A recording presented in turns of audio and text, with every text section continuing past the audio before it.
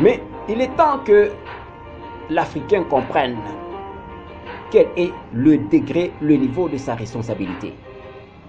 Moi, je pense que si au niveau de l'Afrique, nous arrivions à avoir des dirigeants conscients de leur solidarité, de l'impact de leur solidarité sur le plan culturel, sur le plan économique, sur le plan politique, je pense qu'il n'y aura pas au niveau de l'Afrique des maillons faibles. Regardez ce qui s'est passé au Burkina Faso. Thomas Sankara accède au pouvoir en 1983. C'était un véritable panafricaniste. C'était un véritable anticolonialiste. Il a fait ce qu'il fallait. Dans combien de temps? 4 ans seulement, il a impacté le Burkina Faso. Il avait des idéaux originaux. Mais quand j'observe cet homme qui n'a fait que 4 ans au pouvoir et qui est impacté, mais aujourd'hui nous avons des gens qui pensent que non, pour faire quelque chose, pour terminer leur projet, il faut qu'on leur donne encore plus du temps, plus du temps, plus du temps. Mais vous n'avez pas besoin de beaucoup de temps, chers messieurs, que moi j'appelle bouffons de l'Occident. Vous n'avez pas besoin de beaucoup de temps. Mais si vous n'arrivez pas à faire quelque chose dans 4 ans, dans 5 ans, mais pensez-vous que si on vous donnait 10 ans, vous allez faire quelque chose? Loin de là. Et c'est comme ça que quand vous mourrez, on vous oublie.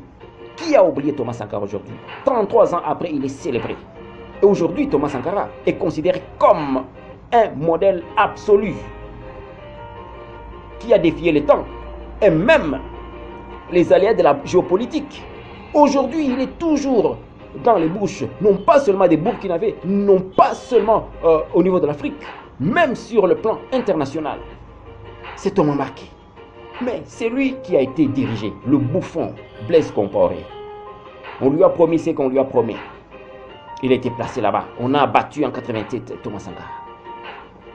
Il a pris le pouvoir. Il a fait combien d'années, Blaise Compaoré? 27 ans. Mais qu'est-ce qu'il a fait? Il a fainéanté. Il n'était pas au service de son peuple. Regardez maintenant en 2014 ce qui s'est passé. Parce que les Burkinabés ont compris que non, nous devons prendre notre destin en main. On doit chasser cet homme. Cet homme n'est pas à notre service. Il y a une révolution. Ça, j'ai aimé. L'Africain ne doit plus accepter les bouffons installés par l'Occident. Les bouffons qui sont là, qui s'éternisent 36 ans au pouvoir. Mais qu'est-ce que vous faites 36 ans? Écoutez. Mieux vaut la fin d'une chose que son commencement, dit Ecclésiaste 7 au verset 5. C'est comme ça que vous finissez très mal.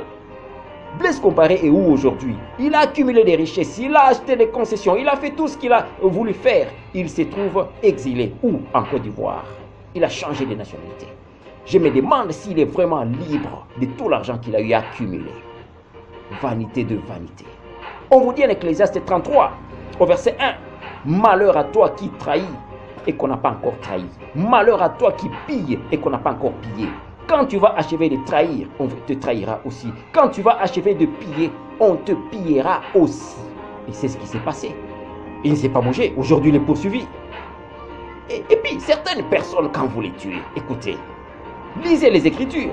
Certaines personnes ont pensé que non, comme on tue Thomas Sankara et c'est fini, l'affaire est clouée parce que c'est moi, Blaise Compaoré, qui suis au pouvoir et puis c'est fini. Mais vous allez taire la chose jusqu'à quand? Jusqu'à quand vous allez taire la chose? C'est le sang qui crie, c'est le sang qui crie et ça n'a pas commencé aujourd'hui. Vous devez payer pour ça. Et puis vous qui soutenez ces gens, ces acolytes, généraux, ANER, vous qui soutenez ces gens, écoutez, quand ces gens partiront, vous aurez des comptes à rendre à la nation. Vous aurez des comptes à rendre à la nation. Vous serez aussi poursuivis. Alors ne vous laissez pas manipuler n'importe comment.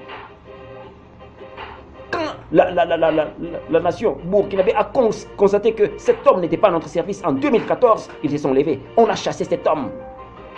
On l'a chassé. Mais les Africains doivent savoir se décider sur leur sort. Qui doit vous diriger? À partir du moment où vous avez réalisé que votre leader c'est un bouffon, les décisions qu'il prend, il se dit non, quand tu n'es pas en ordre avec ces gens-là de l'Occident, on va t'abattre dans 2 ans, dans 3 ans, tu vas mourir. Et si tu veux faire 10 ans, 15 ans, 30 ans, 50 ans au pouvoir, tu dois être en ordre avec eux. C'est eux qui doivent assurer ta protection. Quelle bêtise! Thomas Sankara, on ne l'a pas oublié. Mais vous, vous allez faire 30 ans au pouvoir, 36 ans, 40 ans au pouvoir. Mais quand vous mourrez, on vous oublie. Ces gens-là ne seront jamais reconnaissants. On vous suce, on vous exploite. Et à partir du moment où vous allez perdre votre influence, c'est fini, vous serez jeté. Alors, que choisirez-vous? Mourir et rester dans la mémoire des gens, ou rester en vie 40 ans, 50 ans, quand vous mourrez, une semaine après on vous oublie? Qu'est-ce que vous choisissez? Vous, bouffons africains.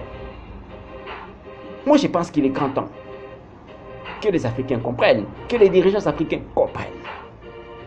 L'Afrique doit avoir une politique presque commune. Sur le plan politique, sur le plan culturel, sur le plan économique. C'est très important.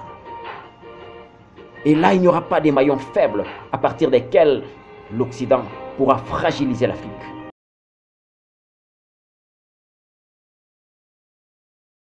Mais ces dirigeants africains, qui sont des marionnettes aujourd'hui de l'Occident, ils ne savent plus se décider, ils ne savent plus dire non.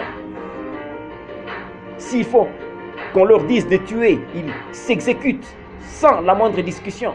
Mais écoutez, la parole nous enseigne beaucoup de choses. Vous tuez les gens. Vous avez tué Sankara. Il est mort. Mais son esprit est resté, son impact est resté, sa personnalité est restée pour des générations, en générations.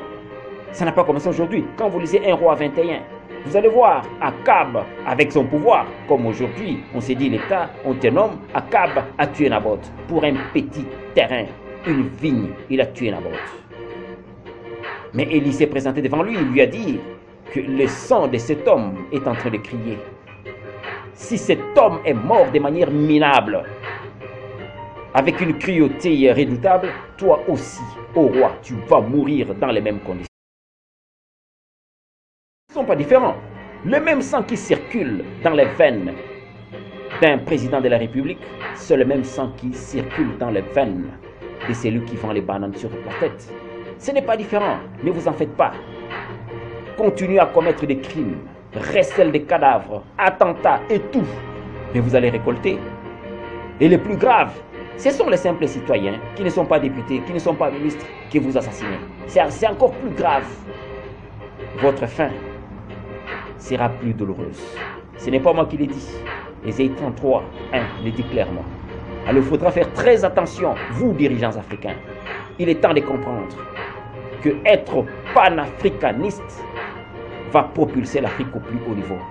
Nous avons besoin d'une véritable solidarité au niveau de l'Afrique, sur le plan politique, sur le plan culturel, sur le plan économique.